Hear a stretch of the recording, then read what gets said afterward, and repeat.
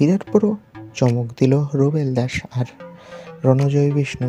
শ্বেতা ভট্টাচার্যকে অভিনন্দন জানালো। বিস্তারিত জানতে ভিডিওটি দেখুন।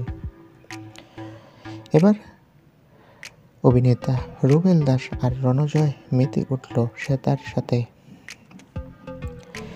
এই তো আজকে একটা পোস্টে রণজয় কমেন্ট করে জানিয়েছে, অভিনন্দন, আমাদের পরিবারে সদস্য আসছে, সেখানে শুভেচ্ছা বার্তা জানায় রুবেল দাস।